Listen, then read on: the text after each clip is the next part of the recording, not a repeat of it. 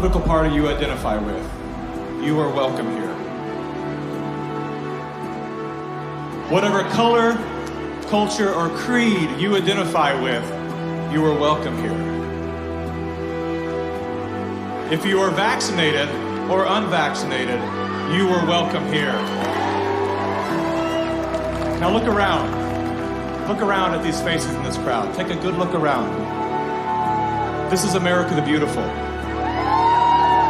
And it's worth fighting for. You are worth fighting for. Your children are worth fighting for. Our freedom is worth fighting for.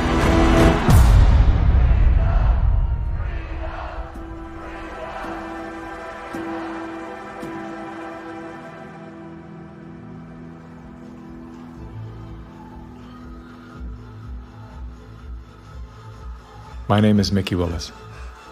I'm a father, a husband, and an investigative filmmaker. I was raised in California by a single mom who did her best to care for 4 children on her own. As a child of the welfare state, I witnessed firsthand what happens to the psyche and spirit of those who become dependent on government assistance. Had my mother known the difference between a hand up and a handout, she may have avoided the trap that kept us living on the edge of poverty, like so many people are today. Living in fear of losing her welfare assistance, Mom remained single and lonely until the day she passed, at 58 years young. Her life was cut short by a combination of toxic cancer treatments and grief. Just 34 days before she passed, her first son, my brother, was killed by a drug called AZT. Hundreds of thousands of innocent people died as a result of that prescribed poison. The pusher of AZT was none other than Dr. Anthony Fauci. The reason that only one drug has been made available, AZT, because it's the only drug that has been shown to be safe and effective. Well, it's certainly nice to know that the future looks brighter. 30 years later, there he was again. Same script, same actors, same performance. These are safe and effective products. Knowing what that man had done in the 80s and 90s, I couldn't believe he was still in a position of such power.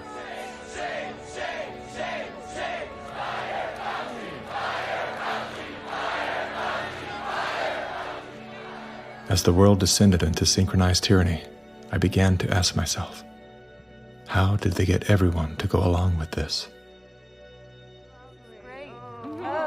Feels so good. I know. Obsessed with finding the answer, I began studying every moment in recorded history where masses of people devolved into a state of self-destruction.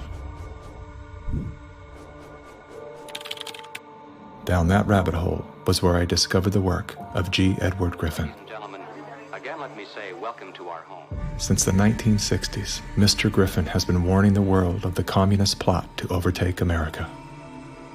Yes, I know. Communism. Mr. Gorbachev, tear down this wall. That thing we've all been told fell with the Berlin Wall. How do you measure such an astonishing moment in history? It was Napoleon who said, "History is a lie agreed upon." Ironically, there's no evidence that Napoleon ever said that. As we're about to discover together, much of our history has been rewritten to serve an agenda that up until recently was invisible to the average person. Average, like this guy.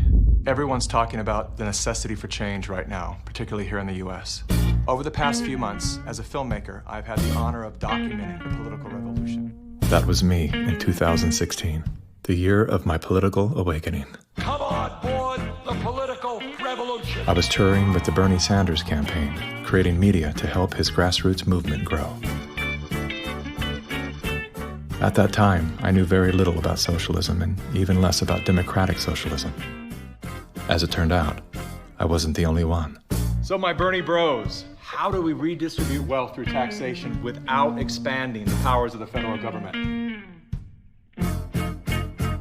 Bernie Sanders!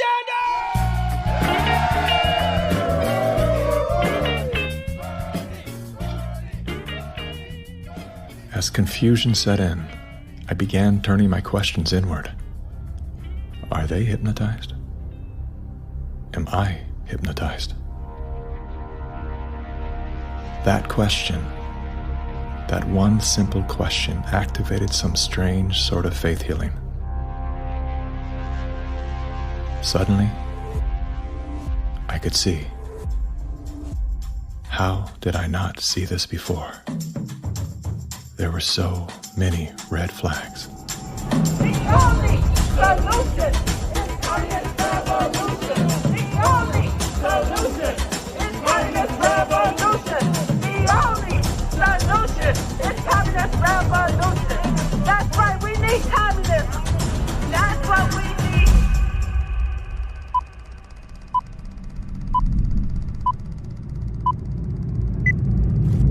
I'm well aware that whether you're here in person or through the medium of motion picture, that for most of you, it's not easy to fit meetings of this kind into your schedules.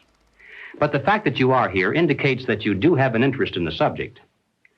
So in order not to waste any of your time, let's dispense with the usual preliminaries and get right down to the business at hand.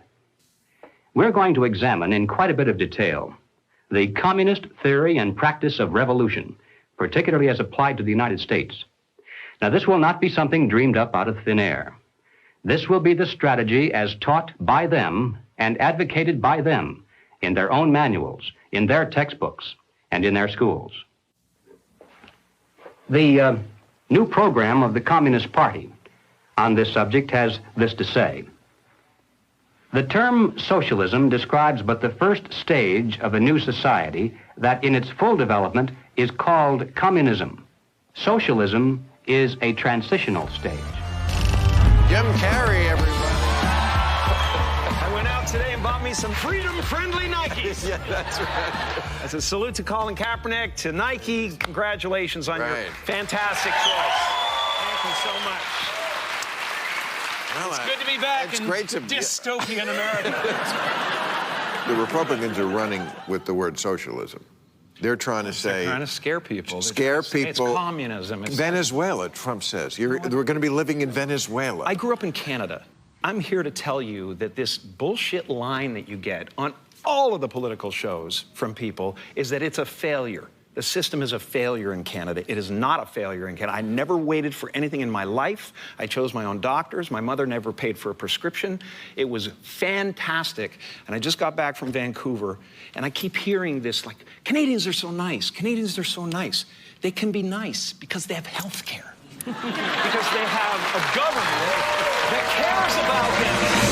In Canada, the authorities say there's now a state of emergency. Riot gear swept through Canada's capital. Today, police in Ottawa used batons and pepper spray. They just trampled that lady. Look what you did to her! Medical wait times in this country are longer than ever. The cost of living just keeps climbing. There's a socialist coup unfolding in Canada, and we taxpayers are funding it. In the recent years, a lot of Canadians have been watching their once well-regarded country become what some are even calling tyrannical. A country previously hailed as the most free and democratic in the world. Now, the People's World, the official West Coast newspaper of the Communist Party, ran this rather interesting editorial.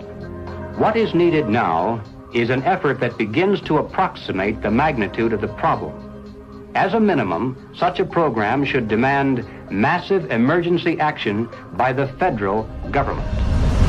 The federal government has invoked the Emergencies Act. As of today, a bank or other financial service provider will be able to immediately freeze or suspend an account without a court order. If you are involved in this protest, we will actively look to identify you and follow up with financial sanctions and criminal charges. Banks have already started to freeze the accounts of people involved in the protests. Please get out. Immediately get out. Intimidating people in a church during the Passover. Unbelievable. Growing up under communist dictatorships, I have been warning Canadians that that's what's coming. I could smell it. I could see it at every corner. We will not put up with this anymore. We are fighting back. Protests, public protests, are an important part of making sure we're getting messages out there. But using protests to demand changes to public policy is something that I think is worrisome. Okay. So here we have the Prime Minister of Canada saying that, yes, we have a highly functioning democracy and they have the right and freedom to protest. However, if those protests are used to demand change in government policy, then no. The small fringe minority who are holding unacceptable views that they're expressing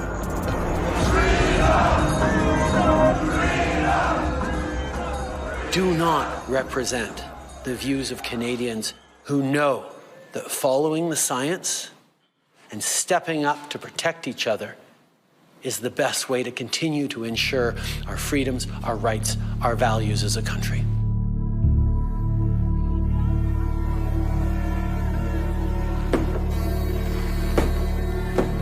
Liberal Prime Minister Justin Trudeau claims to be following the science, but Trudeau's science often comes in the form of this bizarre authoritarian technocracy. I think that Justin Trudeau stepped on the landmine when he weaponized the banking system in Canada against the truckers.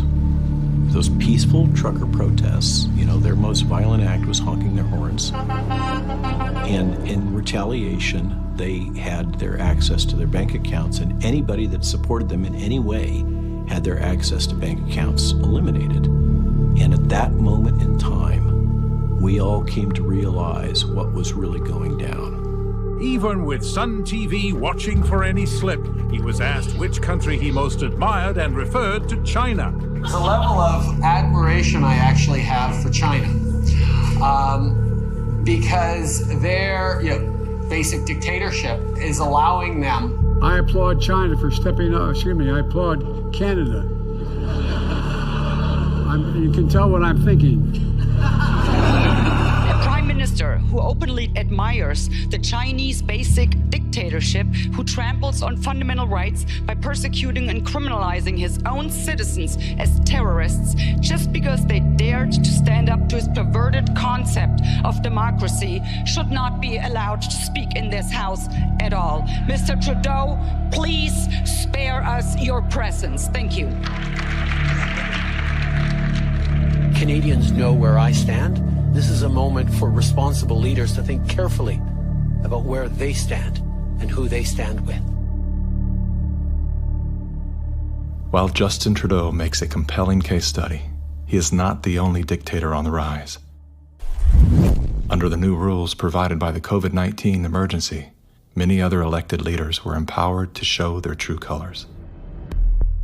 Interesting how they all marched in perfect lockstep while chanting the same slogans. This pandemic has provided an opportunity. Here we are now with an economy in crisis, but with an incredible opportunity. It's certainly a major crisis, but it also offers us a unique opportunity. Unprecedented opportunity to rethink and reset. The great opportunity for reset. Opportunity for us to reset. For a reset.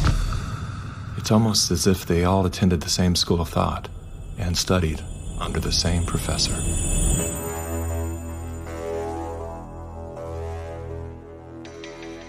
Some people would say this revolution is characterized by the fight of robots against human beings.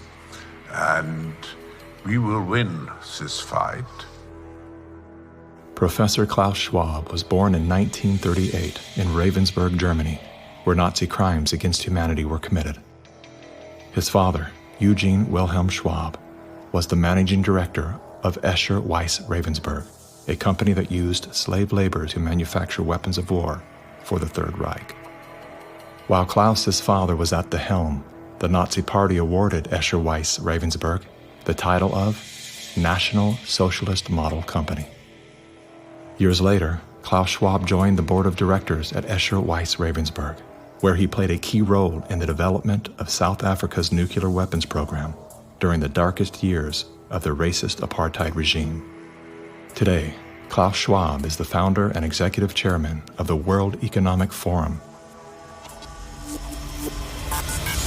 If you'd like to meet the people who are supposed to repair the state of the world, or give a piece of your mind to the bankers who helped get us into this mess, we can tell you where to find a lot of them. The World Economic Forum. Founded in 1971, the World Economic Forum is an international private organization which receives billions of tax-free dollars from its members and their global enterprises. Every year, the WEF brings together its members with world leaders, big pharma executives, tech titans, Hollywood celebrities, media personalities, and internet influencers to meet in the secluded mountains of Davos, Switzerland. It is a tiny town folded into the Swiss Alps, a village where you could bump into Bill Clinton, Bill Gates, the head of Google, and the Queen of Jordan, all in one place. A lot of reporters cover the forum, but few get inside. It turns out there are two Davoses, one you see and one you don't.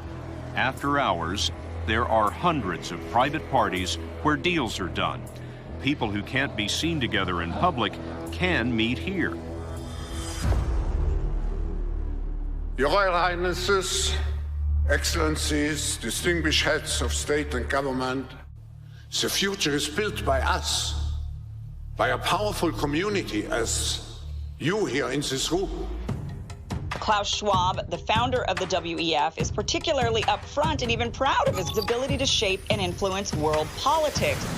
I created the community of global shapers as a means, as a force to shape our common future. And of course, their Global Young Leaders program is a grooming ground so that when they ultimately infiltrate cabinets, We penetrate the cabinets. they will likely tend to govern a certain way. Nobody will be safe if not everybody is vaccinated. The names and the countries he mentioned ended up being some of the most dystopian and authoritative during this pandemic. Names like Ms. Merkel, Vladimir Putin, and so on. Other names? Jacinda Ardern, Sebastian Kurz, Mauricio Macri, Mark Zuckerberg, Jack Ma, Gavin Newsom, Stéphane Bancel, Chelsea Clinton, Leonardo DiCaprio, Sanjay Gupta, Dr. Leana Wen, Alexander and Jonathan Soros, George Soros' sons, and several of the Rothschilds. And of course, Now, who could represent such a world better than you, Prime Minister?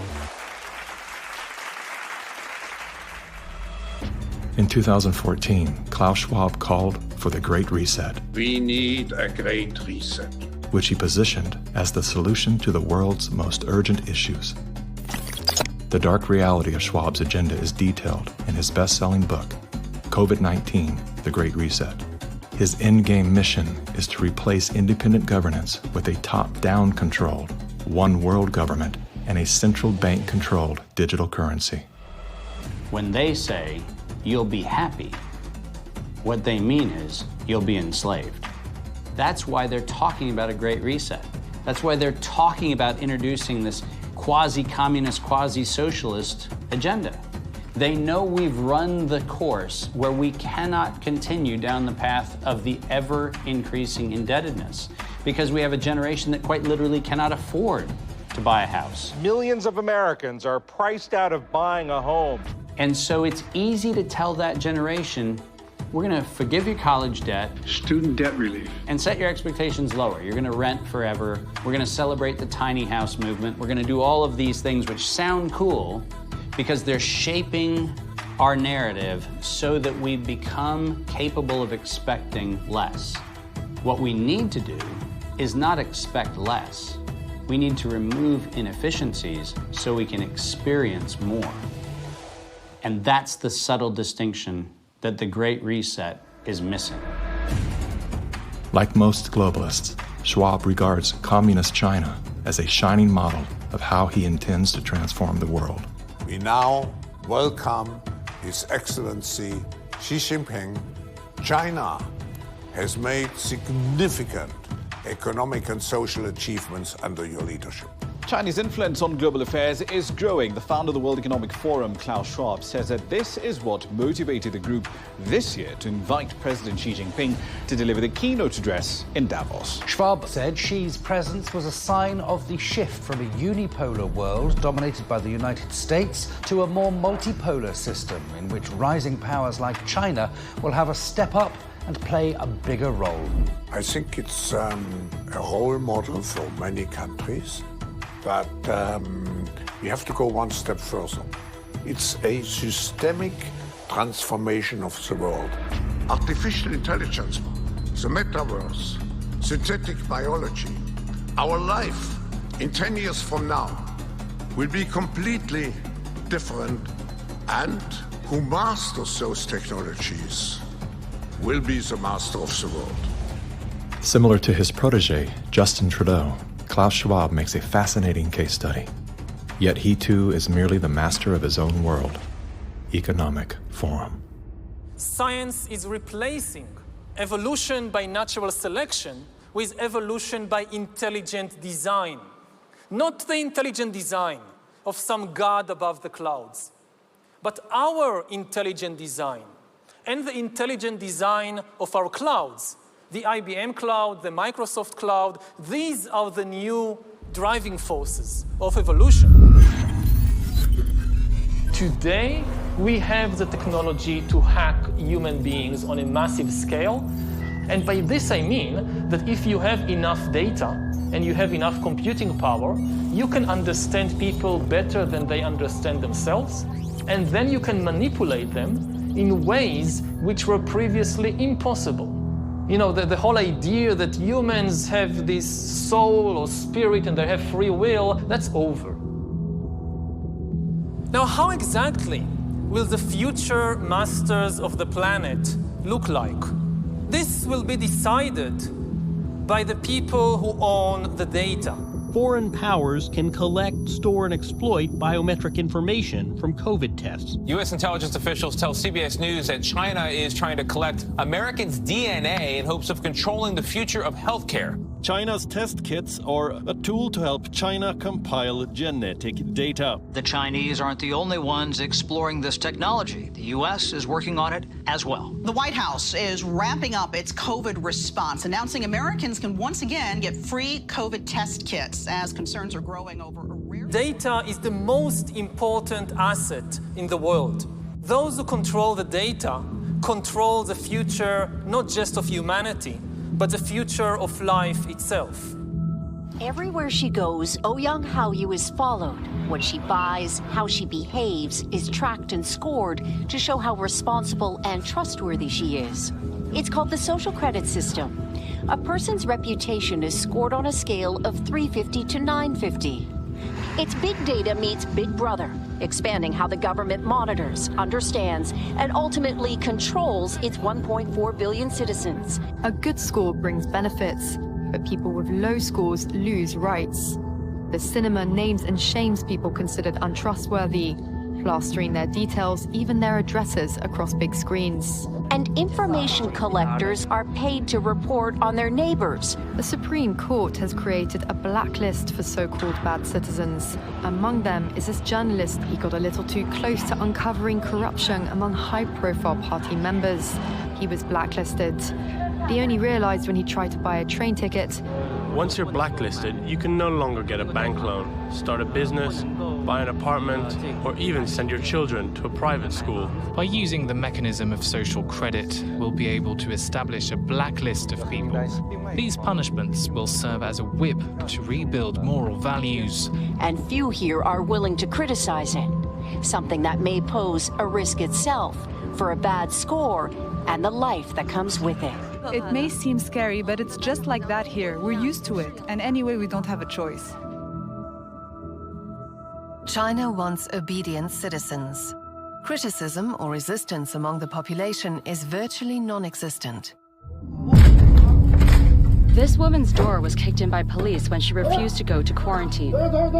Now, these videos show rows of metal containers which are being used to house COVID-19 patients. Some of them have complained that very little food is left for them in the freezing metal boxes. Chinese government officials now installing fences in Shanghai, blocking people from leaving their homes. For some, Shanghai feels like the world's largest prison.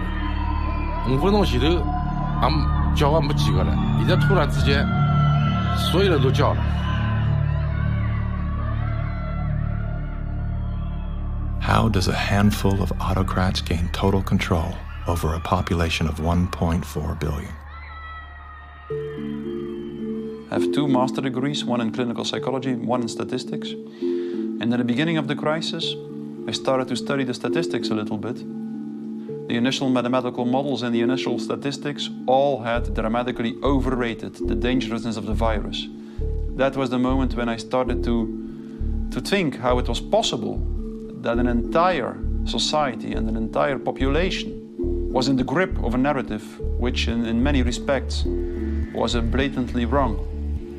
After a few months it became clear to me that the only mechanism that could explain what was happening in society was what is usually referred to as mass formation.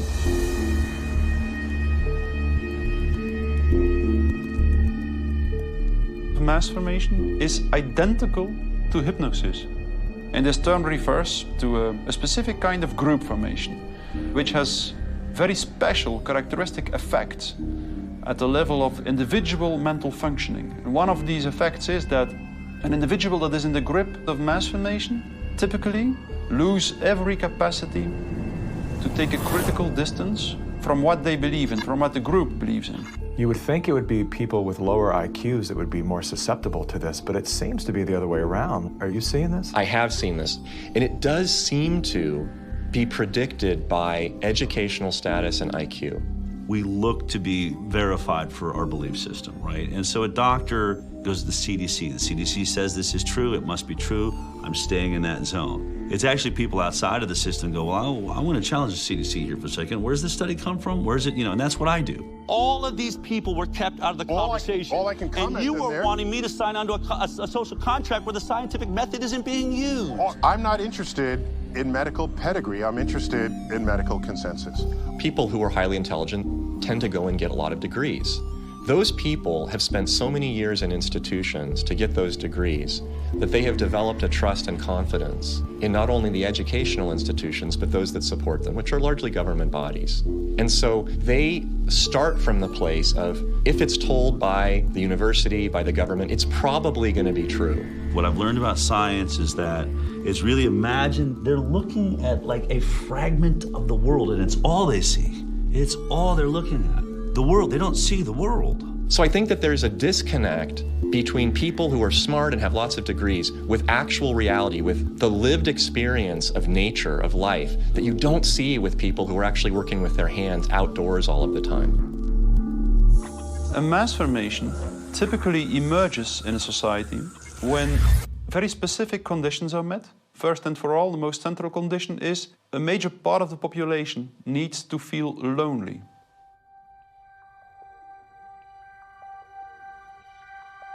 Doctors say the very rules to keep people safe from the virus are doing great damage when it comes to anxiety, depression, and even suicide. And now everyone is suffering, but children are particularly at risk. The real pandemic here is the psychological warfare that's being waged on every single human being.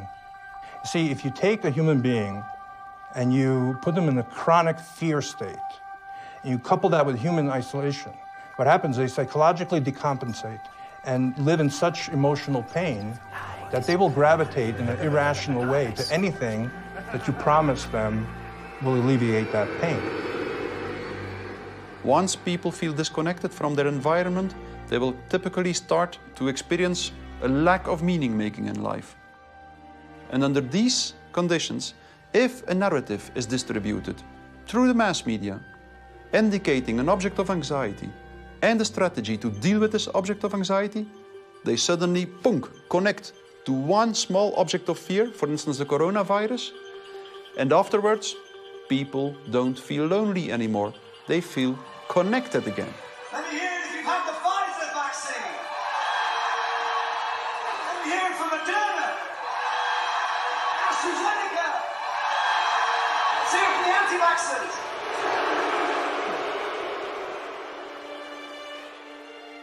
The new kind of social bond is highly problematic, just because the connections between the individuals even deteriorate more, and the bond between the individual and the collective becomes stronger and stronger and stronger, which make them willing to sacrifice everything for the collective. Its health, its wealth, the future of its children, everything. Something else that is really characteristic of individuals in mass formation is that they become radically intolerant for dissonant voices. The people who are not getting vaccines, it's time to start shaming them. What else? Or leave them behind. Vaccinated person having a heart attack? Yes, come right on in. We'll take care of you. Unvaccinated guy, rest in peace, Wheezy.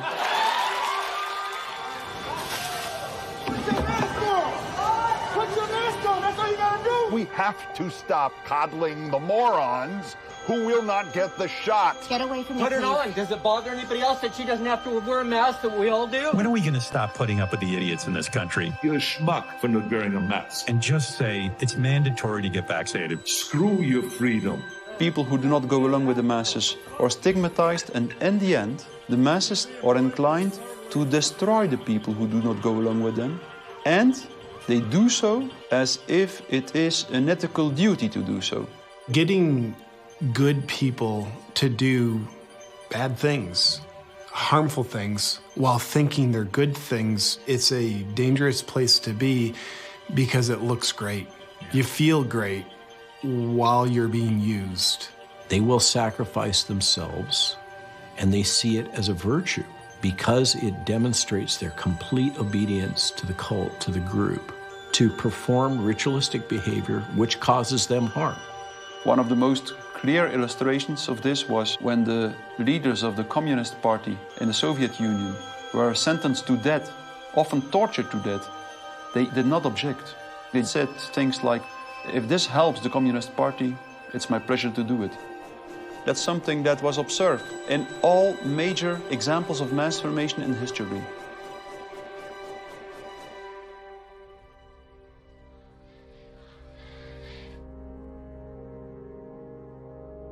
I was born in Communist China 2 years before Mao started his Cultural Revolution. So we had to be indoctrinated and chanting slogans and holding Chairman Mao's little red books to say, long live Chairman Mao, long live Communist Party. Inspired by Soviet Union dictators Vladimir Lenin and Joseph Stalin, China's communist leader, Mao Zedong, borrowed from the playbook of the Russian Revolution. To fight anti-communist forces, Lenin organized a military branch of his Communist Party, known as the Red Army. Following suit, Mao branded his army the Red Guards. However, Mao's soldiers were not enlisted from his military. His Red Guards were made up of high school and university students. So he used young people to start Cultural Revolution, to top down statues, burning old buildings, and demonize all religions, going after all dissident voices, and to turn all the Chinese against each other, family turn on each other, neighbors turn on each other. Chairman Mao, as he was known, was deeply influenced by Lenin's ideas on Marxism and revolution, and often praised Stalin as a great leader.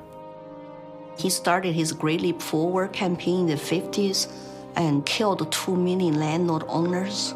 40 million to 60 million people estimated starving to death. The people were trading their children's dead bodies to eat, to survive. Cannibalism was everywhere. Through war, torture, execution, and famine, Chairman Mao caused the death of 80 million innocent people, making him the deadliest dictator of all time. China shaved the heads of women, put them all in unattractive asexual clothes, did the same thing for the men. This technique has been used in the 20th century by every totalitarian regime. The Mao wanted to create a genderless society. That's why girls like me could not wear beautiful clothes and could not do makeup. We have to just look like boys, unisex, no gender.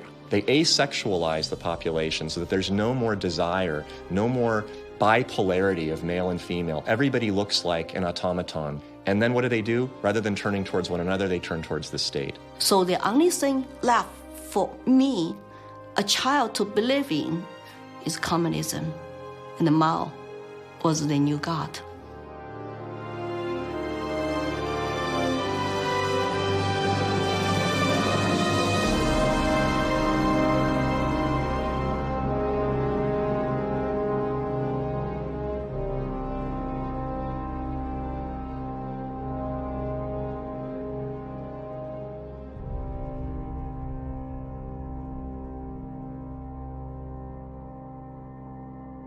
Now, in China, the government is not only cracking down on Muslims, but on other religions as well, as it pushes to assert communist ideology. Here's something else that is banned in China: Falun Gong, a religious movement that emphasizes on spiritual enlightenment and cultivation of virtue.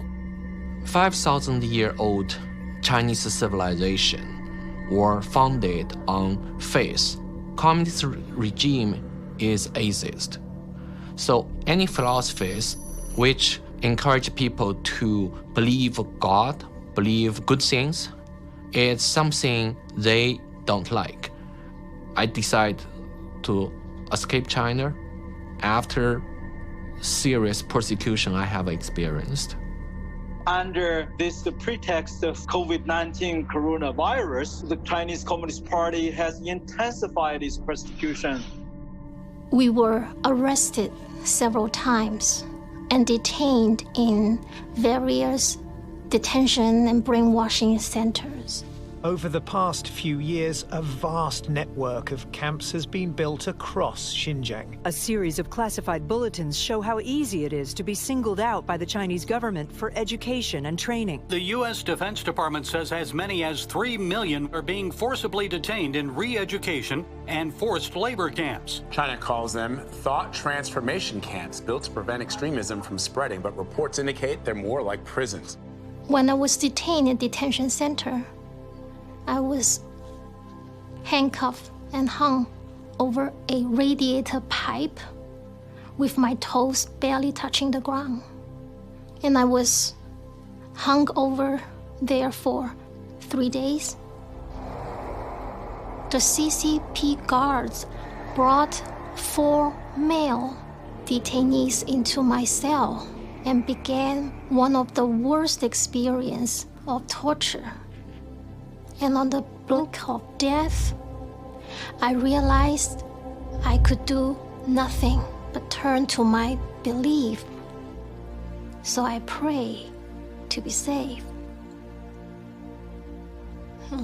Moments later, one of the 4 male detainees suddenly fainted on the floor, which interrupted the torture.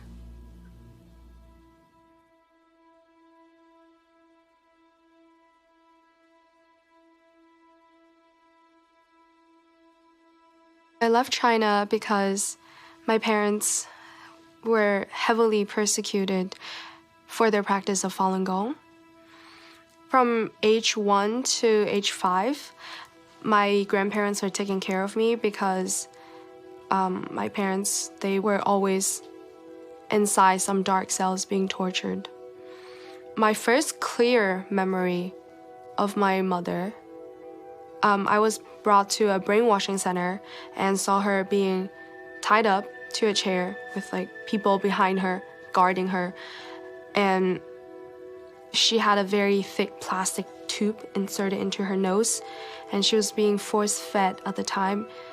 She just looked like she was in so much pain, and I was 5 at the time. It's just very traumatizing.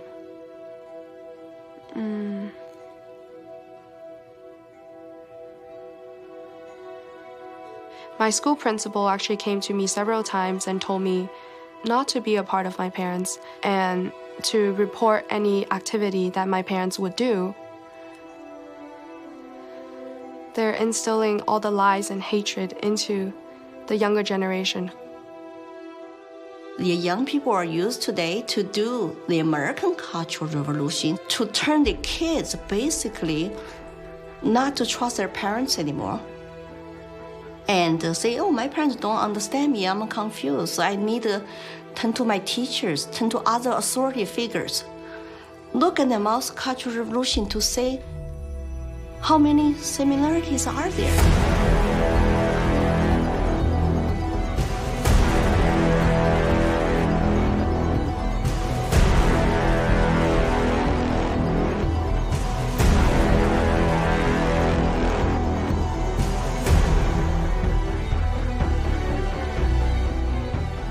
Communism will win. That's not a joke. That will happen. You are happy with what was happening in the USSR between 1917. We make a critique of it. That's why we're Maoists. We make a critique of it in order to improve socialism the next time it comes around and throws people like your ass into a labor camp. Yesterday, I asked ChatGPT, are there any similarities between today's woke revolution and Chairman Mao's Cultural Revolution of the 1960s? And it wrote back, how long do you have?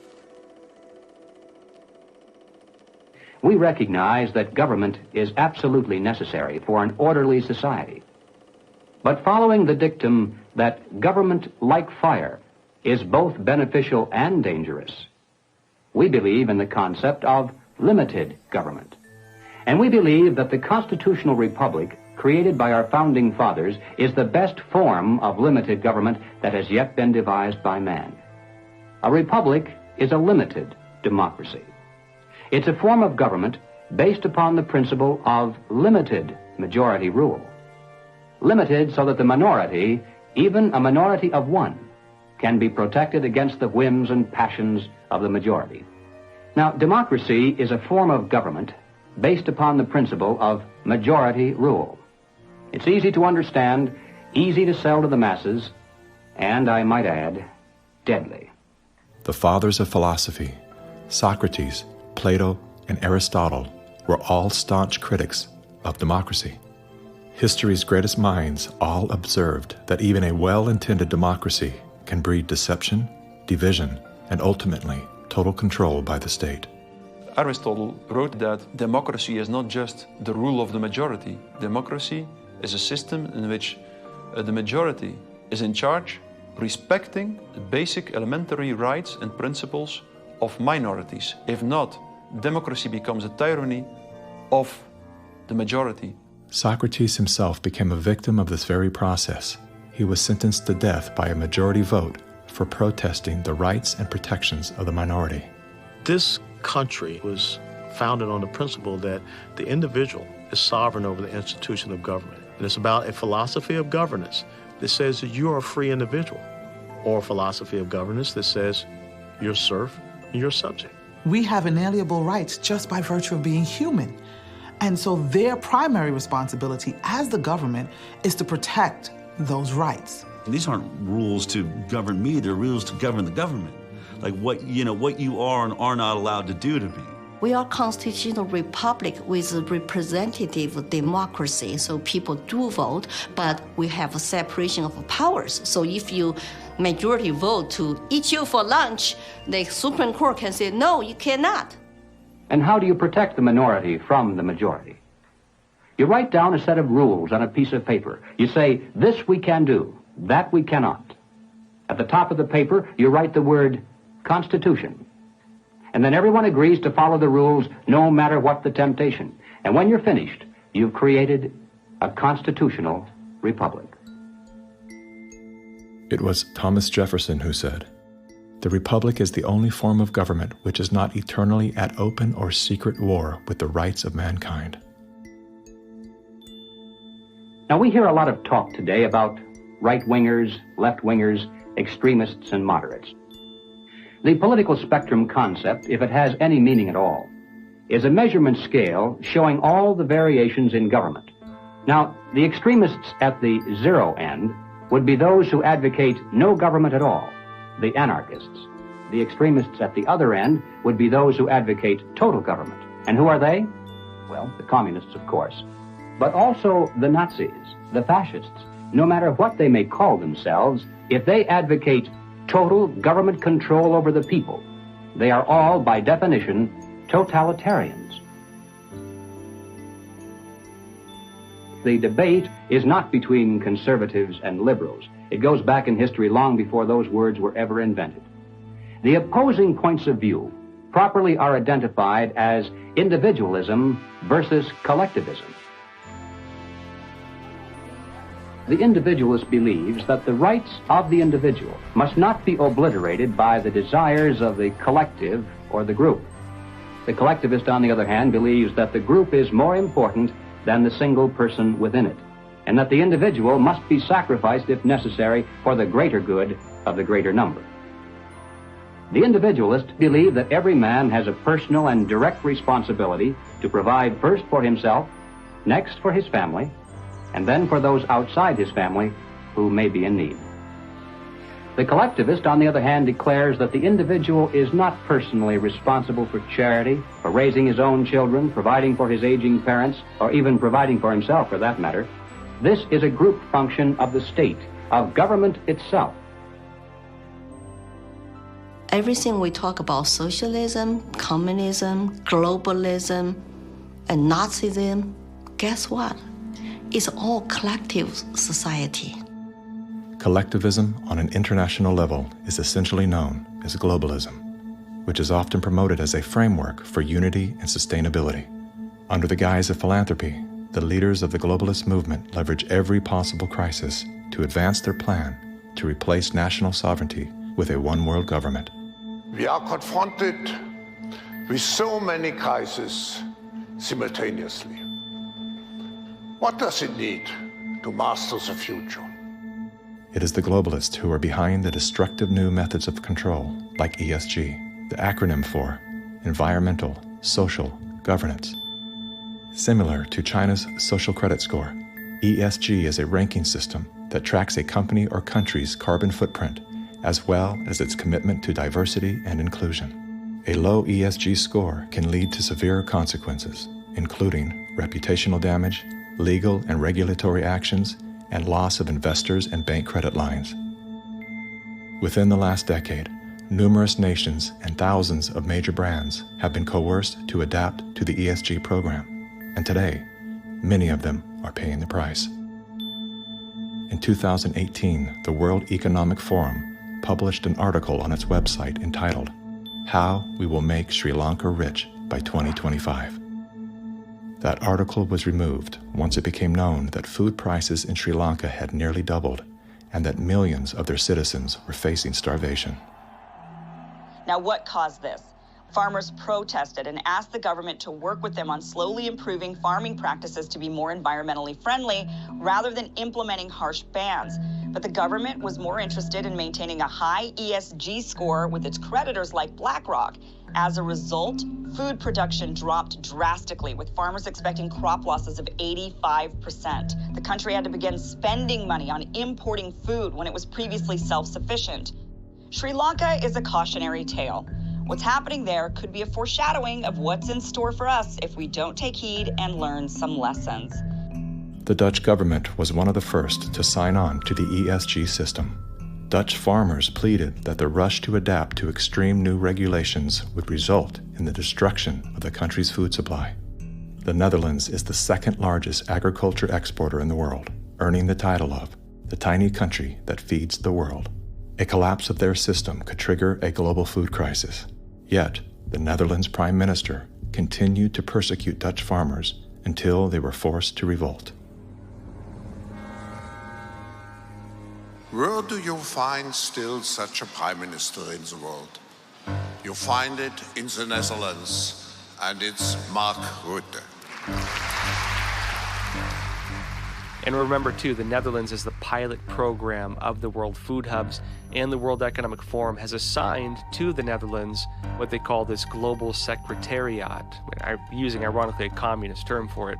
Klaus Schwab's golden pin-up boy, Prime Minister Mark Rutte, is busy fulfilling the agenda of the World Economic Forum's Great Reset by turfing farmers off their own land. Perhaps the most important lesson I've learned in my years as Prime Minister of one of the world's most outward-looking trading countries is that national interests are often best served by international cooperation. Schwab has sold this idea because they're up against the wall. Okay, you have all these governments that are basically broke. So what will happen is if they defaulted, then all the people have lost their pensions, they've counted on it, and they're going to be storming their palaces with pitchforks. Schwab has sold the idea that, well, we go towards Marxism and you can still retain power. None of these net zero climate schemes work without massively disrupting or even destroying the lives of the little people. If you think about what created wealthy people wealthy throughout the many years of our human history, was the ownership of land. And you have governments right now that are looking to take ownership of real estate, and it's happening everywhere. And you have this movement of individuals kind of going like, hey, like people should never profit off of real estate. And unfortunately, that ideology is what the government is using to take control. If we look at data from 2001 to 2015, there is a slow and steady trend towards more corporations owning single-family homes, apartments, office spaces, and less individuals actually owning real estate. Blackstone Group actually recently raised a record of $50 billion to take homes from American families. During the pandemic, when all people were ordered to lock down indoors, why did governments around the world make exceptions for mass protests? We've all heard the term fire sale. In this case, it's not a metaphor. When a community is damaged by protests, the value of local properties plummet. Investors then gobble up the devalued real estate for pennies on the dollar. In many cases, the leaders of the decimated communities receive kickbacks for allowing this transfer of wealth. Big companies and investment firms swooping in and buying up some of the only affordable homes in your neighborhood. The more you have individuals not own their own home, the more you have individuals not financially independent, creates more dependence on big financial corporations that profit off of mass people. So we are going towards a world where the people are owning nothing. I always say, like, if we don't own anything, well, who does? Bill Gates, business magnate, software developer, philanthropist, nation's largest farmland owner. Gates owns nearly 270,000. It's a reinstitution of Marxism where, communism owned all the property. In his Communist Manifesto, Karl Marx wrote, "The theory of communism may be summed up in a single sentence: abolition of private property." Karl Marx was a German philosopher and social theorist who lived in the 1800s. He is the co-author of the Communist Manifesto, which has been referred to as the Bible of Communism. His theories of class conflict and dialectical materialism were instrumental in shaping socialist and communist movements worldwide. Joseph Stalin, Vladimir Lenin, Leon Trotsky, Mao Zedong, Che Guevara, Fidel Castro, Kim Jong-un, Hugo Chavez, Nicolas Maduro, and many other communist revolutionaries have cited Marxism as the foundation of their political ideologies. Marx rejected all concepts of God, as well as the traditional family. According to members of his own family, Marx was emotionally, verbally, and physically abusive. His wife, Jenny, was plagued by depression, which was compounded by Karl's adulterous impulses and his inability to provide for his children. Despite his privileged upbringing and formal education, Karl Marx was often unwilling to work and instead relied on the financial support of friends and family.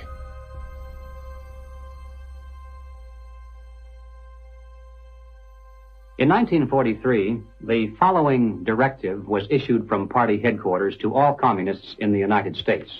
It read, "When certain obstructionists become too irritating, label them as fascist or Nazi or anti-Semitic. In the public mind, constantly associate those who oppose us with those names which already have a bad smell. The association will, after enough repetition, become fact in the public mind." The founding fathers were racist, misogynist, fascist political party, radicals on the far right, anti-Semitic, xenophobic, transphobic, Uncle Tom's white supremacist, domestic terrorist, neo-Nazi organizer, Nazis. You are an anti-vaxxer, Anti-vaxxers, racist. Name calling is their number one bullying tactic, and they apply it unremittingly to anyone who questions their dogma or says something they find unacceptable or offensive. As early as 1928, the communists declared that the racial differences among our people constituted the weakest and most vulnerable point in our social fabric. By constantly probing and straining at this one spot, they calculated that eventually the cloth could be torn apart and that Americans could be divided, weakened, and perhaps even set against each other in open combat. They said in no unmistakable terms that the Negro people, because of their social status and their predominant working class composition, offered greater revolutionary possibilities than any other cross-section of the population. How do we get out of this mess? Revolution, nothing less. Revolution, nothing less. Revolution, nothing less. Revolution, nothing less. Revolution, nothing less. The communists call not only for extensive chaos within the cities, The plan is for raging fires from one city to the next. The average American, they say, soft and decadent, when he sees billows of black smoke rising from one horizon to the other, when at night the only light he has to see by is the flickering red from flames leaping into the sky, he'll become paralyzed with fear and panic and do nothing to interfere with the guerrilla bands as they strike at the community's power centers. To justify violence, they have to be able to claim that they're liberating people. And if people are to be liberated, then it's necessary to go through the motions, at least, of pretending that they have a right to form a nation of their own. The Communist Party called for their liberation, to break away from the United States and to set up their own nation within our borders. Activists now control a barricaded area. It's been called an autonomous zone. They want it to be free of capitalism, state authority, and police. To take the United States, all of the United States, it'll be necessary, they say, to involve white people as well as black, and in general, to escalate their revolution in America from race war to class war. Feed the rich and feed the poor.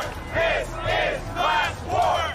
Now, when they talk about pressure from above, they mean using their people and their influence within the very government marked for takeover to bring forward official recommendations for legislation. The recommendations, of course, are offered supposedly as solutions to national problems, but when passed into law, their only real effect is to vastly increase the power of government and to move the country that much closer toward the ultimate goal. The pressure from below, then, involves using their influence over the various mass membership organizations of the country to create the appearance of great popular support for these recommendations. Of course, the members of those organizations must never suspect that they're being used to promote the communist program. Now, the silent majority, the average person, is caught right in the middle. He looks above and sees highly respected spokesmen for government calling for socialist legislation. He looks below and sees mobs of demonstrators shouting for the same thing. He says to himself, has everyone gone crazy or is it me? Now, he's still in the majority, of course, but he doesn't know it. He thinks he's helplessly outnumbered, and he bows to what he thinks is the democratic will of the majority. Here's an interesting thing I've noticed is even with a lot of these ideologies, right, with what people call these days, woke, if people were these horrible, awful, bigoted, racist, xenophobic, whites, but like, it wouldn't even work. The only reason it even works is because people are so compassionate that they, I want to make sure I use the right words and I say the right phrases. So you're actually weaponizing the fact that people are decent people, and you're taking that compassion and you're targeting it at, this is the group of people who you should be angry at. They weaponized human compassion. We mustn't kid ourselves into thinking that the communists have placed their agitators only into the black communities. They're working both sides of the street. They want hatred, violence, and bloodshed between the races, and they don't care how they get it or whom they use, even children if necessary. My young comrades. Hi. This is my way of figuring out if you've been tainted by the patriarchy. Patriarchy? Oh! This looks creepy. It looks creepy. Why? There's just like this thing about white people that just makes me be like... Oh, looks like Donnie got a full cookie. Because he's a white man. Say it with me. Structural racism! Yeah! You may have wondered why the Communist Party has been a staunch supporter of the drive to place a black studies curriculum into our high schools and colleges. The reason becomes obvious the minute you take a look at the textbooks and the study guides. Schools are now radicalizing our kids. I mean, this is the volume of the book from Critical Race Theory, and it literally says here, whiteness is a bad deal, and it has a symbol of Satan. You gonna deliberately teach kids this white kid right here got it better than you because he white?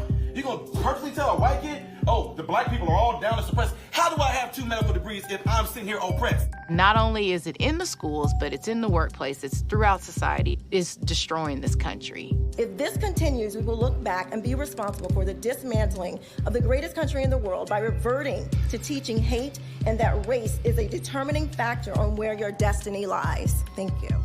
Sarasota School Board Chairwoman, what has been the worst of what you've had to deal with in terms of community or parental reaction? The calling of names, tyrant, Marxist, communist, and they want to move kids over to charter schools and private schools without the oversight of the state.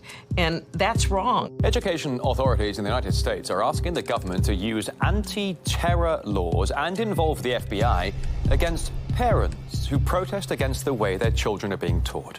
It identifies no fewer than 13 possible federal crimes, including making annoying phone calls. How about this one? They could be prosecuted for using the internet in a way that might cause emotional distress.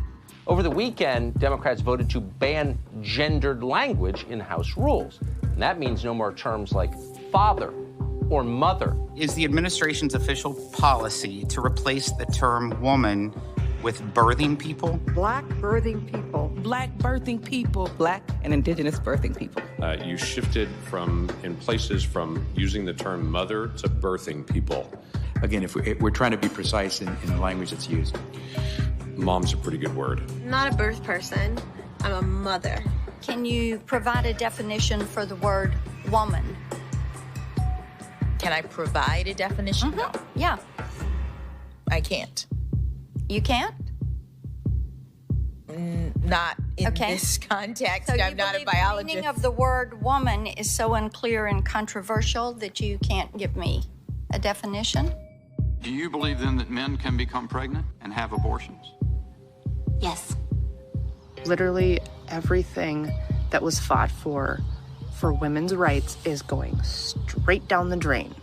This environment that has been created and corrupted and manipulated does not respect women, does not respect children, does not respect men.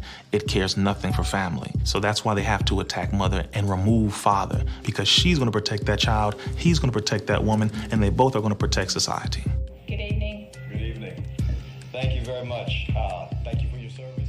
When you talk about a parent-child relationship, you're talking about something primal that is in the heart of the liberal, not the Marxist, that's in the heart of the person who's conservative.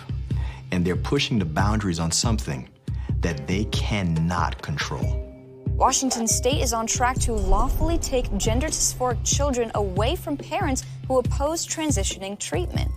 That is against the Constitution. The only time a parent loses their rights is if there's an extreme circumstance. It's severing the bond between the parent and the child. What they're doing is they're dividing families to take control of the children. The biggest offense against communism is the nuclear family.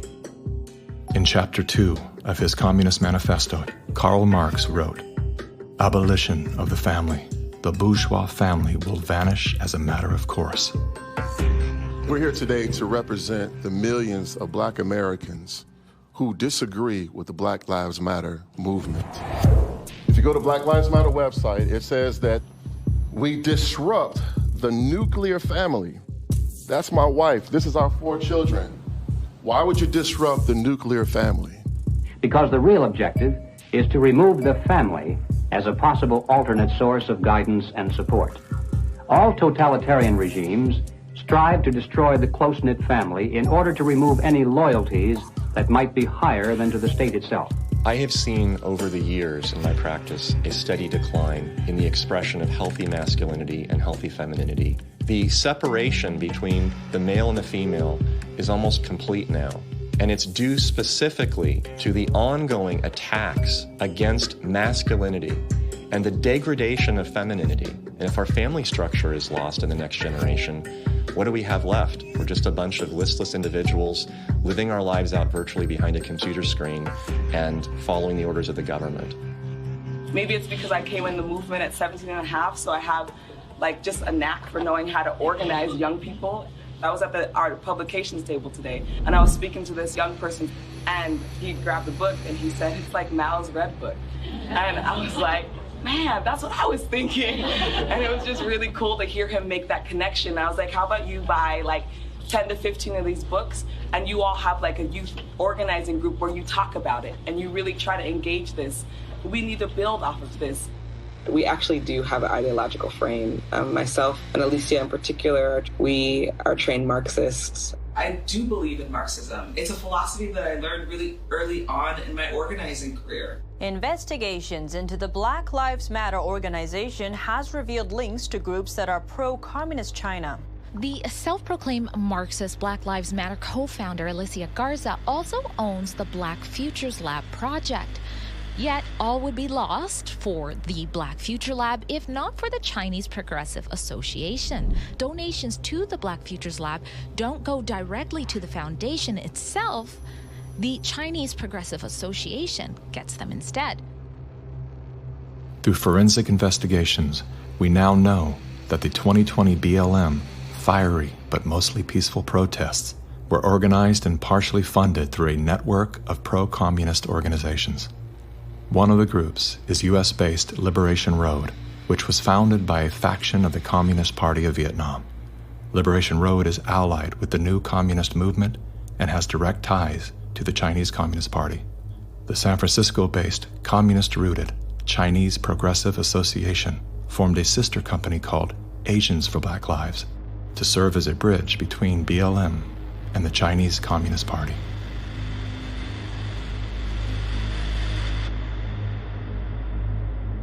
I spent a lot of time with President Xi. He's deadly earnest about becoming the most significant, consequential nation in the world.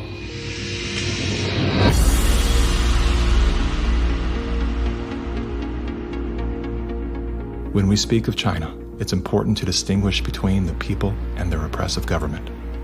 And while the Communist Party of China is undoubtedly America's greatest foreign adversary, it's crucial to recognize that the most urgent threat to the future of the United States resides within its own borders. We're so used to thinking in terms of the old-fashioned concepts of warfare, we fail to realize that the favorite weapons of communist conquest are instead propaganda. Do you know who the greatest propagator of disinformation in the history of the world is? The U.S. government. The slanted view of history. History has been written to tell us a certain story. The 1619 Project is trying to reframe that story. What these people are doing is subverting young black minds to think that the Revolutionary War was fought in order to preserve slavery. And it's based on something that simply isn't true. The tactics of internal subversion. I thought that America was racist. I thought it was patriarchal. I thought our capitalist society was just a means of exploiting people.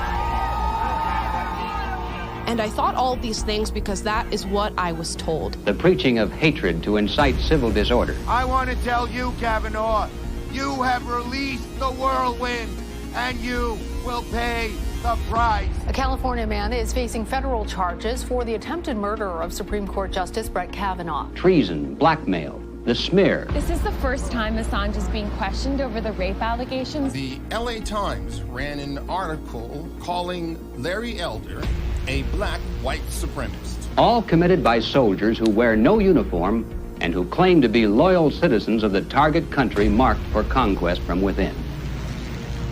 World War III that rages around us right now is a political war, an economic war, a psychological war, a spiritual war. As a matter of fact, the bomb, as a psychological weapon, is being dropped on the American people every single day. You probably assume you're safe. That could be a deadly mistake. Bracing for food shortages. And labor shortages. Shipping delays. Supply chain disruption. A new coronavirus variant. The worst virus variant. Ultra transmissible. It can kill you. It can kill you. A surging crime.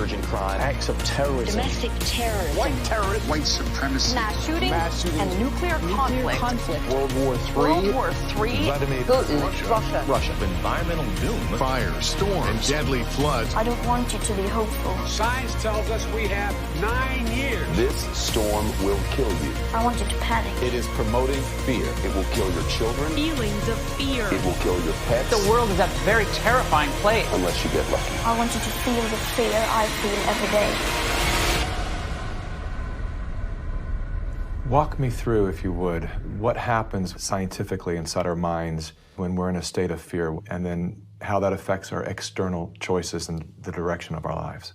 This is well known and well researched in the psychological literature and the psychiatric literature, that when someone is afraid, when someone is in a state of fear, that person cannot think rationally. You resort back to a more primitive way of making decisions, which is highly emotionally driven. And when you're placed in a chronic state of fear, as we have been, you end up in a, what I would call a traumatized state, meaning that you're not just momentarily scared, you are frozen. You have seen your ability to think critically suspended. The issue is not about COVID or vaccines or anything else. It's not that. That is the polarizing impulse that gives rise to our general sense of ill at ease, which then amplifies our willingness to fall for reflexive classifications like race or, the isms that we want to fight about. The more we can distract people by creating the illusion that says everything is fearful, the more we can manipulate the population. We were groomed for decades to be fearful, whether it was drop and cover. We must be ready all the time if the atomic bomb explodes. Duck and cover. To protect against the threat of nuclear annihilation, or more recently, the impending ecological collapse of our planet in 12 years that AOC and Greta Thunberg keep warning us about. The world is going to end in 12 years if we don't address climate change. How dare you? All of these fears are grounded to some degree in reality. They're not completely invented, but they are exaggerated so greatly that we cannot actually reason through them anymore. When people are afraid, they won't just accept authoritarianism, they'll demand it. They will demand it. Somebody do something. Somebody take charge and tell me what to do. Like, where do I stand? Where do I walk? What do we do? What are the rules? And again, people in power always use that, right? Where they say, never let a good crisis go to waste. We can take this and we can now enact policies that normally we wouldn't be able to get away with. Maybe in a couple of decades, when people look back, the thing they will remember from the COVID crisis, this was the moment that we agreed to be surveyed all the time. And maybe even after the event is over, maybe we can still keep 30%. And over time, multiple crises, suddenly you have a government or an individual who has far more power than they're actually supposed to. The leaders of the mass, the people who pronounce a narrative in public space, usually are hypnotized themselves. They believe they need to reshape society to be able to deal with the challenges society faces. And they believe so fanatically in that ideology that they think it's justified to manipulate and cheat and to use all kinds of narratives to convince people to go along with that ideology. We're going to go visit Mom. I'm going to bring the home family to see Mom. No. We will shut you down. We will cite you. And if we need to, we will arrest you and we will take you to jail. You either get your tests done and make sure you're cleared, or we will keep you in a facility longer. It's going to be very hard for people to do a lot of normal life unless they can prove their vaccination status. Such as, you're not going to work in this particular agency or institution. You're not going to be able to go to this college or this university. Once we start doing that, you will see more and more people willingly get vaccinated. If the fear of losing your job, your friends, family, and future isn't enough to coerce you into submission, perhaps these incentives will entice you to willingly comply. It's everything from cash prizes to college scholarships. Now offering kids 12 and up limited edition Avengers comic books. Thousands of prizes available, including cruises and Super Bowl tickets. They're giving away Ford F-150 trucks. They're giving away shotguns and hunting rifles. Marijuana dispensaries are giving away joints for jabs. Krispy Kreme announcing this week a free donut. And yes, free beers. That's right. Get a shot and have a beer. Today could be your lucky day. California's vaccine lottery. One grand winner to take home up to $5 million if you get vaccinated next week. They made it exciting, right? There's a reason people go to Vegas. It really could be somewhat lucrative if they aren't already persuaded. 13-year-old Joshua says one of the best parts of getting a shot at Mickey D's, lunch on the house. Just think of this when you think of vaccination.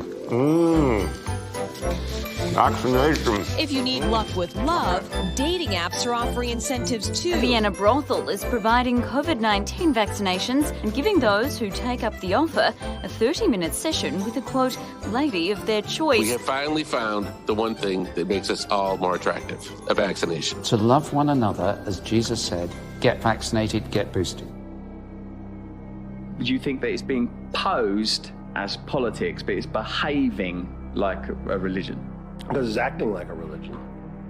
Yeah. It's dogmatic, it's absolute, it's if you do not believe in it, you are condemned to hell. Maybe this is a new religion. God did answer our prayers. He made the smartest men and women, the scientists, the doctors, the researchers. He made them come up with a vaccine. That is from God to us. And we must say, thank you, God. Thank you.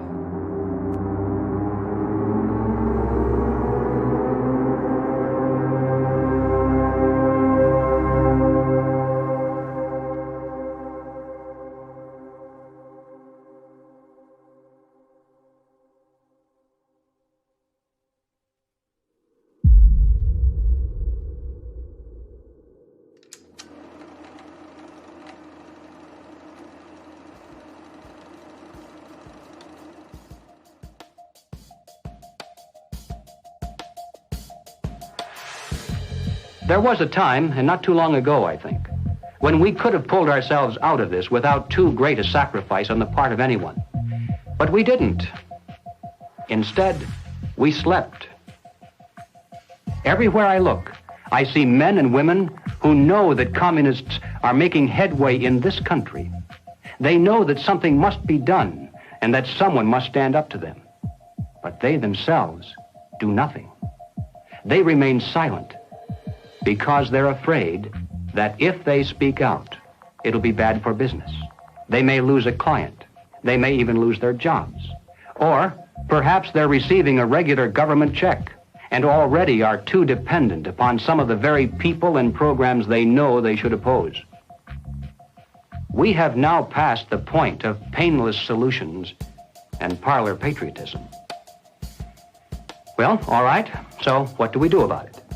What are the countermeasures that need to be taken? And where do we begin?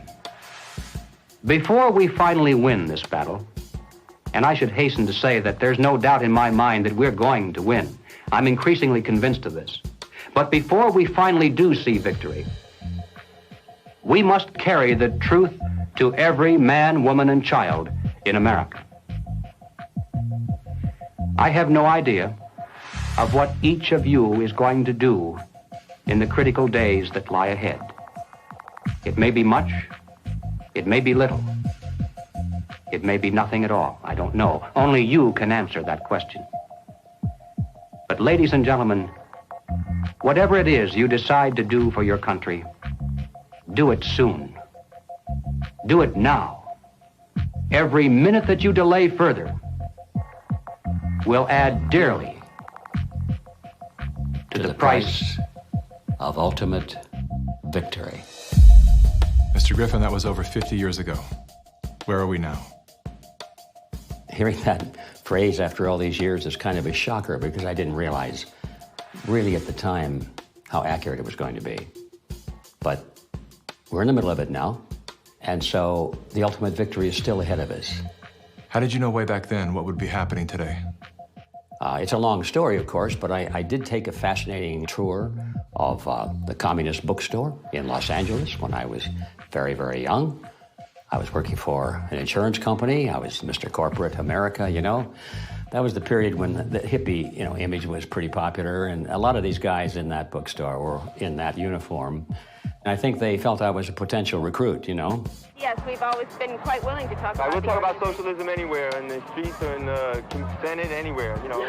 They're a communist faction making a big power play for SDS. Is there any communists back here? I guess there is. Yes, they are communists, and yet our nation seems unconcerned. Many newspapers, television commentators, and educators call these young revolutionaries dissidents. But are these voices voices of mere dissent, of mere student unrest, or of sedition and revolution? They invited me to come to their study groups, they called them. They were really the recruiting funnel, you know. And I didn't have to pretend to be interested because I was interested. I wanted to see what these guys were up to. In the course, the more I read, the more I realized that these guys were deadly serious. And so my crusader gene said, hey, buddy, you better stop worrying about the corporate ladder and making money and looking good and start doing something about it. And I'm glad I did, because after that point, my life had a meaning and had a purpose more than just self-centered. Who are some of the key figures behind this agenda? I'm not sure we can name names. We know that there are layers and layers of control and influence, sort of pyramidal in form. At the bottom level, of course, it's just all the common people. Most of them don't even know what's going on. It used to be that an invader could come in with a superior army, and people resent it, but they obey because if they don't, they get killed. Now, if they want to conquer people in this environment, they have to do it through the mind. And of course, today, after all the technology that we have, and the control over the communications and the images and the school system and the media, they have absolute control over the funnel of information that comes to the average person. And the average person, if they're not aware that there's a real war going on for their mind, they will be helpless. And as long as people are on the edge of fear, they're willing to give up their liberties and pay lots and lots in taxes. A tax on carbon. And as I passed through that idea that, in my view, the enemy is in a category called collectivism. And that's the word that applies to all of these things: socialism, communism, fascism, Nazism. All of these things are merely variants of collectivism. That is the philosophy based on the assumption that the group is more important than the individual, and that the individual must be sacrificed if necessary for the greater good of the greater number. That's the trick. You're doing this for society. Obviously, you don't like to tell people what to do, but sometimes for the good of society, that's necessary. We have to start doing things for the greater good of society, and not for idiots who think that they can do their own research. But it's not about me and my rights to choose. It's about how I love my neighbor. You are not doing this for yourself. If you are at all like me, your own health, your own risk is not a big rational driver of all of your actions. They trick us into thinking that if you act in your own self-interest, that somehow you are selfish. And nothing could be further from the truth. Those of us who have discovered this trick long ago, we realize that enlightened self-interest comes into play. If you are acting out of self-interest, you soon discover that the best way to benefit yourself is to help other people. It does come back. The question is, how do we turn the ship around? I think that the path to political hell in America has been voting for the lesser of two evils. They create conflict because conflict creates fear and confusion, and out of that chaos, people are not too analytical. They'll just struggle for some quick answer, which is who you're going to vote for. That's usually the answer that's offered to them. They think that if you just vote for somebody, the right person, everything will go away. You cannot wait until there's a list of candidates that's published and you say, which one am I going to choose? You know, by that time the game is over. All those candidates have been selected before you were even aware. You've got to get into politics at the local level so you have some influence in which candidates are selected. And that starts at the grassroots level. You don't come in at the top, you come in at the bottom. If we do that job, we will influence both political parties just like our opponents do now. There is actually a way forward and a way out, but it's going to require work, and it's also going to require that we acknowledge that we have wronged ourselves, that we are part of this problem. It's not the government that caused this. The government facilitated it. What caused it was our being asleep at the wheel. Without taking accountability, we cannot move forward.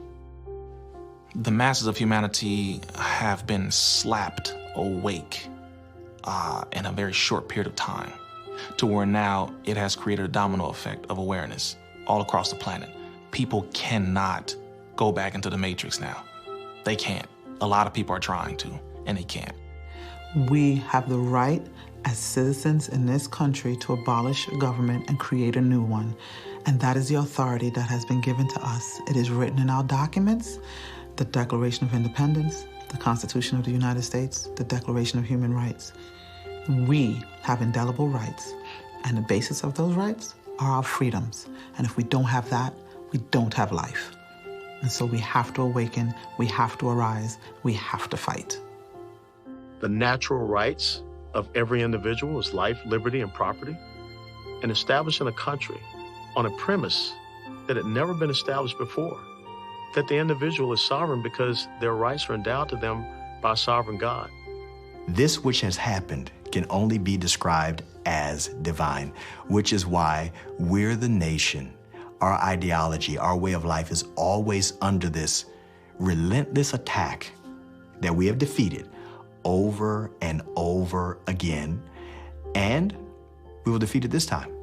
We're all fighting with each other, and the way that we combat that is doing the opposite of what these war overlords want us to do, which is fight with each other. We should be learning how to forgive and inviting other people to the table even if we disagree with them, and extending grace to one another even if we know that they've done something that we totally disagree with, because that's how we ultimately are going to heal as a nation, is understanding that we all come from different walks of life and we all live here together, and let's start talking. The only real problem that's existed in the world, right, it's division. It's that people are not getting in rooms, willing to speak with one another, see each other's hearts, and get to know, hey, what do you believe? What do I believe? And is there a way we can actually work together to solve these problems? And I'm willing to bet that most of the Gen Zers would say yes. That's what we do right now, and that's why I'm glad we're at the age that we are, because we can be leaders of that conversation. When I started to realize, like, wow, freedom's a polarizing concept for some reason. Thought this was America. Is this America? It is? Okay. World's different than I thought. So my fear was, I could lose everything. I could lose my audience. I could lose my business. But I knew, especially having a son come into the world, I am imprinting something on his beautiful, innocent, fragile psyche and heart. I'm imprinting the man that I am, or I'm imprinting a hollow shell of the man that I refuse to be. And I knew in that moment, I'm willing to risk losing everything to do that. I would rather pick up cans on the side of the highway to feed my family than to live out of alignment with my truth and betray my son. Just say no. Rise up in a nonviolent way. They can't imprison everyone. They can't fire everyone. But they can fire individuals that are separated and don't work together and give in to the fear. And don't sacrifice your future for a few conveniences now in the present. You should sacrifice maybe the present conveniences so that you're going to have a future. The media has done a good job at stripping from us our ability to think on our own and for ourselves. If we can get back to that, I think that we can build a stronger America. In my opinion, the first step you have to take is you have to get out from under the control mechanisms. And that means blow up your TV, don't listen to the fear porn, and set yourself free of debt, which is what controls you and controls everything around you. It is the weapon that is used. The most important thing is always that the dissonant voices continue to speak out, and, also extremely important, that they don't start to form a mass or a crowd themselves, because that happens very easily as well, happens very easily. Once a large-scale mass formation starts, the people who do not go along with them feel threatened, and they can start to form a mass themselves. So it's extremely important not to form a mass ourselves. That means to form a group, a coherent group, and that what unifies this group should in the first place be the fact that everybody who belongs to the group can have his own opinion and can speak in his own way. What matters most to you?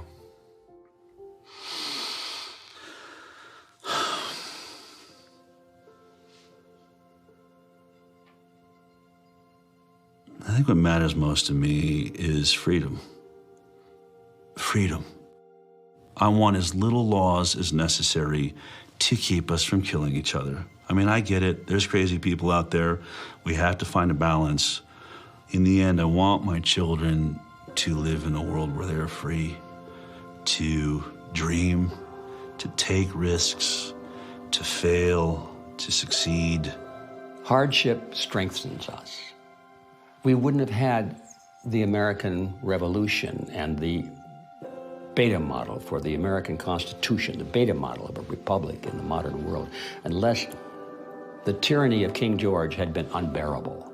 All the good things in life usually are a result of some kind of a rebound against something that's very not good at all, very painful. I mean, I think about if someone had jumped in there and taken away my failures.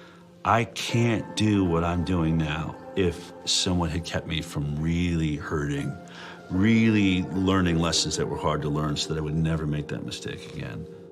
In a philosophical sense, we should be thankful for this movement that's happening, in spite of the fact that it's tragedy and it's hurting people and all that, but without it, we might just go right along in that pot and be boiled in time. But now the frog is jumping out, and we have a chance coming up here now to create a new vision, and it's going to be great. It's a bit cynical, but it is in the end good news that mass formation and totalitarianism always destroys itself in a relatively short time span.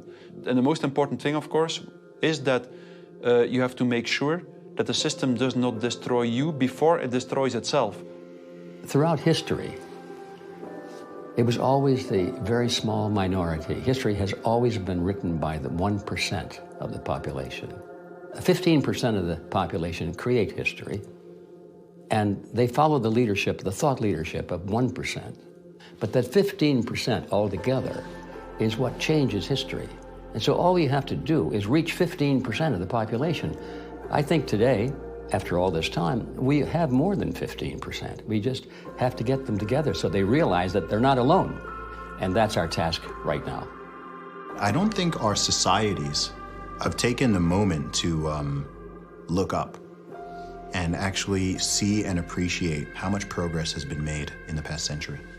On so many different levels, we have made incredible progress. Like, what we've got here is actually great. It's imperfect, and we should still be making tweaks carefully to try to make it better. And I think that's where so much of that self-hatred or hatred of the nation or hatred of the other or whatever comes from, this lack of perspective and gratitude and inability to take a moment, chill out on the activism and go, wait, actually, okay, we've achieved a very unique and special point in history, and let's be careful with that. On that note, as Sure. a man who's traveled the world, have you experienced any nation that has course-corrected beyond their sins more than the U.S. has?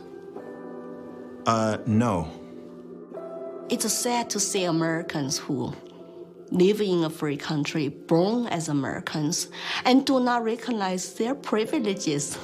You are born American, a free country. You never suffered a starvation.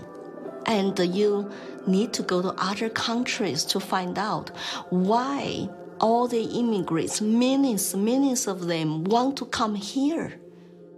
What is happening in our backyard today, I experienced as an 11-year-old. I remember vividly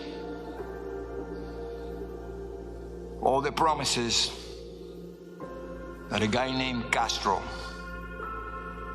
gave and how 99% of the people swallowed the pill.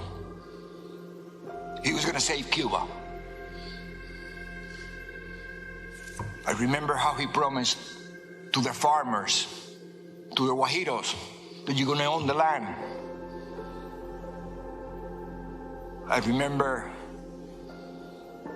all the promises that we hear today about free education and free health care and free land. And my God, no freedom. The defectors here that are speaking out against the Communist Party in China are risking their lives. And our government is not interested in listening to them or helping them in any way.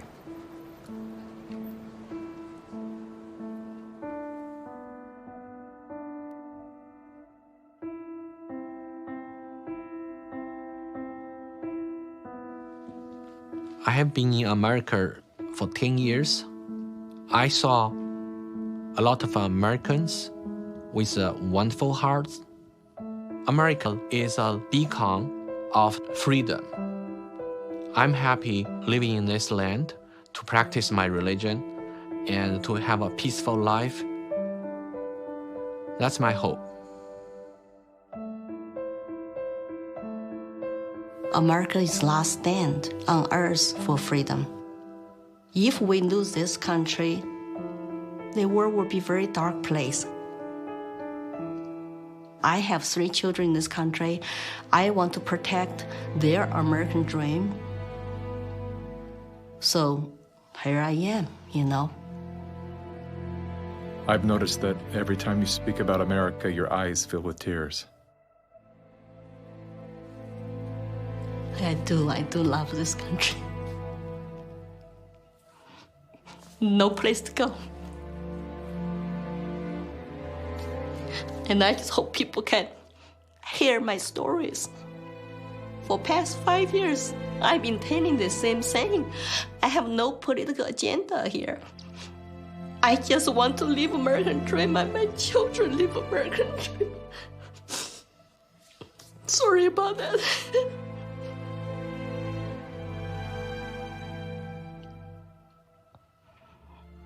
It's time to ask questions. It's time to wake up.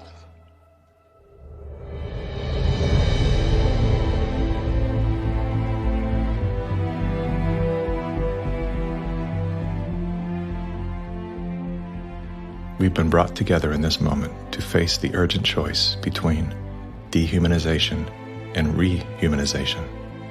Dehumanization requires us to do nothing. Nothing other than to allow that process to continue to the point of no return. Rehumanization, on the other hand, requires action. One action: to remember. To remember what we knew as children, when everything was possible, before our attention was captured, before the conditioning set in, before our nature was denied. There's nothing new we have to learn. All we have to do is to remember. And then take the hand of that memory and go out and stand on ground. Not concrete, not asphalt.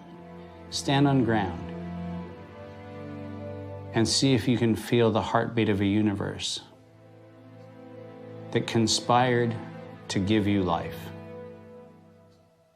so you once again can feel the joy of being completely human.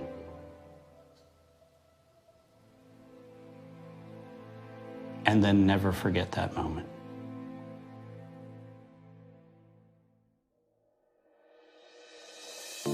This is the moment for us to activate our innate ability to create solutions. That can only happen through the awareness of symbiosis, defined as a mutually beneficial relationship between different groups. All of life depends on relationships. Every living thing is in communication, from the stars to the planets, the earth, the plants, the elements, the insects, the animals, the humans, and every cell within us. Real change out there begins with real change inside. As Americans today, we are truly a privileged people in a privileged land. But with our blessings come responsibilities, and with responsibilities come risks. The challenge of our time is that we must accept both the responsibilities of our blessings and the risks involved in defending them for ourselves and for future generations. And we must do this without hesitation if we are to be worthy benefactors of that precious heritage of freedom passed on to us through the epic sacrifices of those who have gone before. Now, that is not flag waving, and it is not cliched patriotism. That's a simple statement of the obligations of citizenship in this glorious land, our land, which with God's help we shall preserve.